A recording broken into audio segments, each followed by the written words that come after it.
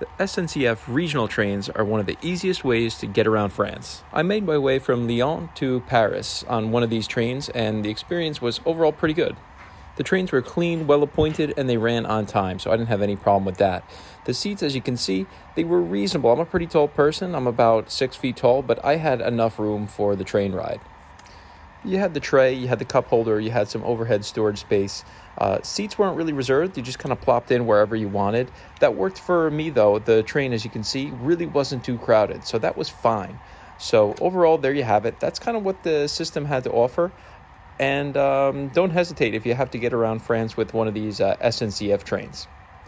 One of the things that I do think makes the train ride really worth it is the view. As you kind of cruise around, the views of the French countryside are really nice. It's a good way to just kind of dissociate of some of the bustle of the city.